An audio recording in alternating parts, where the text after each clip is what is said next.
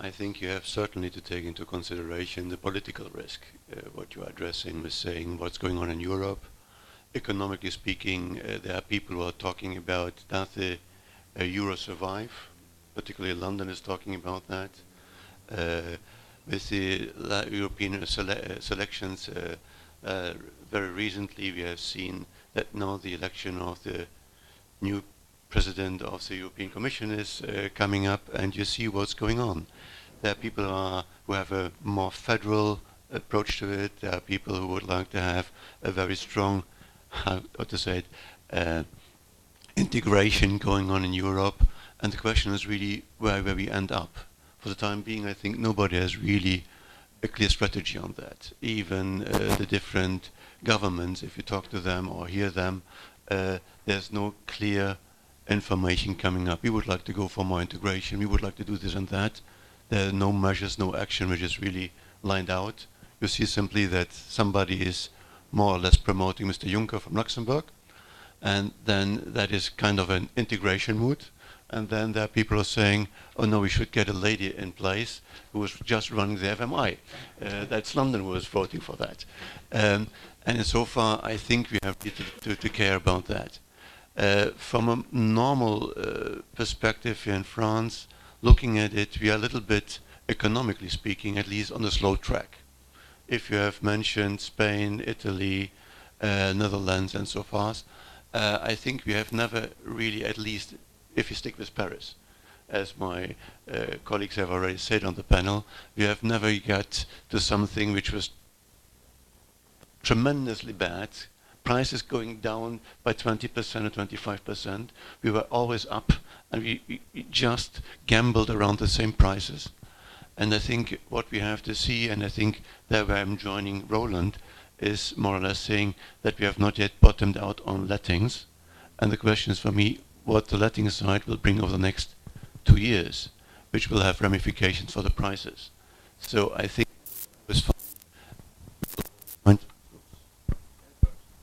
Yeah, that's right. We will always find a certain depth of investors, particularly for Paris, but I think the prices may get a little bit compressed over the next time. And one point I have simply seen over the last 6 months, we were talking about the Americans coming to invest via our network. We see also a lot of Saudi Arabian money looking for investment in Europe, in France, in London. And I think the last big deal we have seen here in Paris, 1.25 billion, was simply Arabian money. And I don't know if there was a lot of, how to say it, borrowed money involved. And that is the particularity. Saudi Arabia is coming with deep pockets, being able to make investments in $1 billion or $1.5 billion. And therefore, I think that's something we should not forget, that that is also a region with their sovereign funds coming over and private wealth, which is certainly important.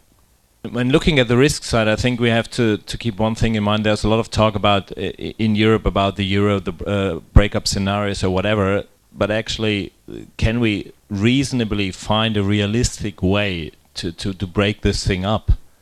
How can you really practically deal with it? It's a nice academic thought experiment, but at the end, practically, I think it's not feasible without, let's say, jeopardizing the whole European idea in that way. Because how can you exclude Greece or one other country without also hindering free capital flows, free people movement across Europe without, so meaning the whole European idea is to jeopardize about. And I think what currently our main problem is, all the European countries face challenges, and these challenges come to the surface just simply because we have the European Union, and possibly some countries have the euro. But the euro and the European Union might not be the sole source for the problem, but they are blamed for delivering the problem. And the question, the political risk now is not bringing over the European idea to a large extent by the governments, destabilizing the whole idea on that side, which will be much more damaging than just dealing with the simple European the country-wise problems we are having.